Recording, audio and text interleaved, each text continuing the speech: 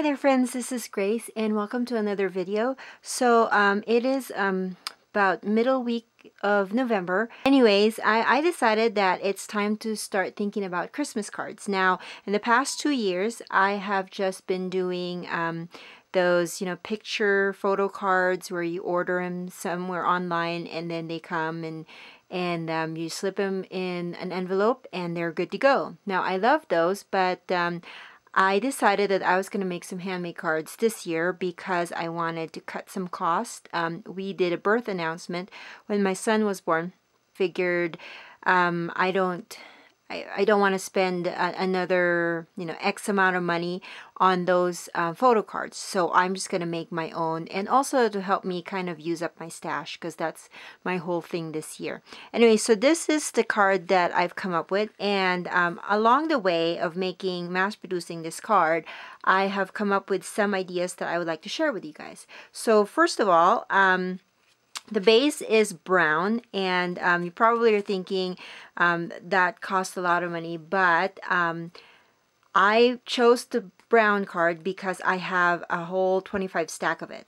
So it was good for me to use it up, and so I just decided that I was going to do a regular A2 size card, which is a 4 1/4 by 5 1/2, which actually this is a 4 by 5 1/2 card. The reason why it's 4 inches and it's not 4 1/4, because if you look at a 12 by 12 paper, I can cut them into 3 equal 4-inch parts. Does that make sense? I can cut them to 3 equal parts if I cut them at 4, and so that's what I did. And what I did was just I first cut them one side into an 11, so they'll be 11 by 12, and then I turned the paper around 90 degrees and then cut them into thirds, so I have 3 4 by 11, and then I just scored the middle to make 5 1/2, and I folded it, and so that's the base of my card. And I am planning on making 50 right now. I'm not sure if I would need more, but right now I'm going to start with 50.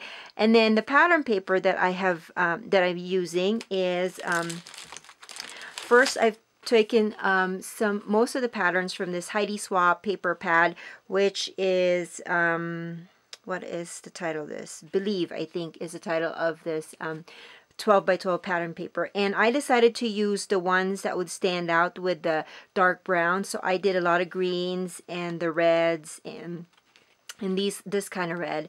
And so I actually did a few of them in different kinds because I cannot use this kind of design for all 50, and I don't mind that. Some people, they want it exactly the same for all the 50, but for me, I'm not particular with that because I figured these are all going to go to different homes, and so they're not going to go to each other and kind of talk about, well, you got the flower paper and I got the grid green paper. So I don't really I'm not really particular with that. And then I also, with this grid, I had cut it on the black paper. So I actually used the stars and the script. So with this, another thing that I did with this, I kept on trying to make sure that the dimensions of my card were 4 inches. So I had to cut them in 4s so that they will fit right on the width of my card. Actually, these ones, the pattern paper blocks in the background, I cut them just about an 1/8 inch smaller so that there will be the brown that will show in the front of the card.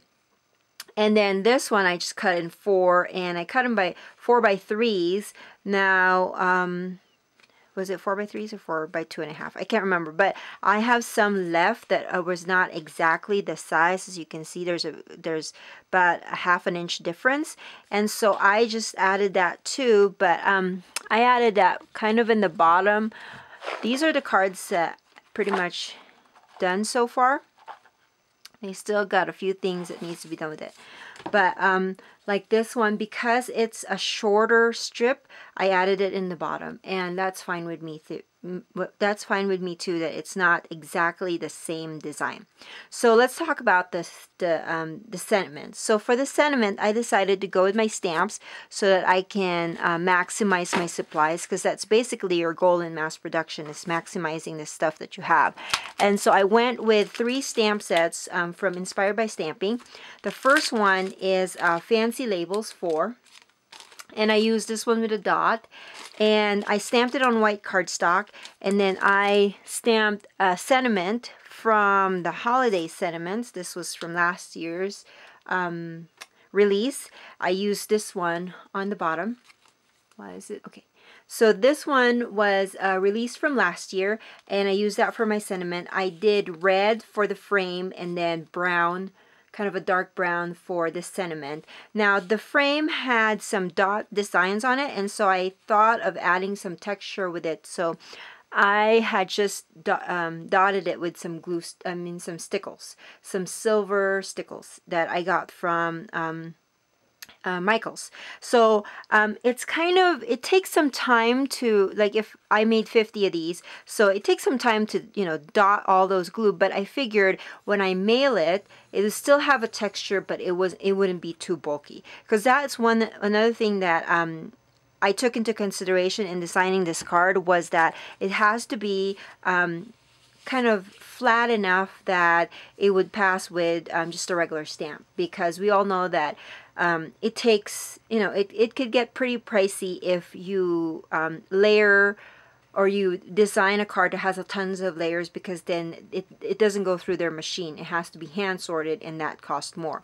So I went with just a little bit of texture with the stickles. Now, to adhere this onto the paper, I decided that I wanted it to be a little popped against the background. So normally I would use foam adhesive, but again, making sure that this didn't cost me a lot of money, I went through my stash and found that I had a lot of these foam, excuse me, foam embellishments. Now these are my kids' stash. You know how these ones have a sticky back, and then you just peel it, and then you put it in your project, and it usually comes in a bucket in Michaels. And so I got a bunch of these for my kids, and I thought the foam is thick enough that it will raise the sentiment on top of my frame, on top of my card, without making it too bulky. And then what I love about this is it has a sticky on one side already. So what I've been doing, of course, when you're mass producing, you kind of have to break it down into batches. And so first I folded all the cards, and then I cut out all of the background paper and adhered it, and then cut out all my sentiments, stamped, and then cut out my sentiments and dotted the stickles and all that good stuff. And so what I did was I adhered this. Let me show you what I did, so you can kind of see how I put together the card. So I have that, the background, and then I'm just going to adhere really quick this strip of paper. I just think that the strip of paper makes it a little bit better, and also it adds some layer to it. So what I do is I just peel this white paper off of the foam. I adhere that to the center because I know my sentiment's going to go in the center. I do add a little bit of glue dots. Now, I'm thinking about this, if you really want to save, you can actually just use hot glue, because then that will last you longer. But I'm a little bit lazy on that part now, just to use a glue dot. And then I stick it in the center, and nobody will ever know that it was foam shape that was underneath it and not foam adhesive. So that is the front of my card, and all 50 will look like this. Now in the inside, since it's a dark cardstock, I'm going to put a white, let me see if this one has it. No, it doesn't. I'm going to put a white piece of paper in the center of it, and then I'm going to add another sentiment with a stamp. This one's Big Holidays, and this came out this in October of this year. And I'm going to use the Merry Christmas from Our House to Yours sentiment, and I'm actually going to stamp that on the bottom of my card. And let me see if I can do that now. So I'm going to adhere that on the bottom. So why on the bottom? Because I like to put a picture of our family in all of my Christmas cards. And so I am still going to spend some money on printing the pictures, but I am going to print a couple pictures on one 4x6 frame. And if you've seen my process videos, you know that I do that with all of like the scrapbook pictures that I use. So I can fit 2 3x4 image on a 4x6 size picture. And so I'm just going to stamp that on the bottom. And then I'm going to add my picture there, and then maybe a handwritten note there from like our last name or something. And so that's my card. Oh, another thing I was going to tell you that proved to be cost effective for me in doing this. So I used white cardstock on these because I thought that if I'd mess up with the stamp, I can at least use the back of it. Now with these inside white papers, I really don't need the back side, so I had cut out pattern paper that had designs that I really don't care for, and I use the back side of that as my white cardstock that I have cut to about, I believe this one's like 3 3/4 by 5 1/4, so it will fit right in the center of my card, just like so. So there you have it, some tips and tricks to make sure that your card mass production this year will be efficient. It doesn't cost you that much, and it would still be really nice. So I hope you got some ideas here. Oh, and I want to show you my initial design was that I was going to wrap some twine around the paper and then put my sentiment on the side. But when I slip it in an envelope, the knot on my twine was pretty bulky, and I didn't want to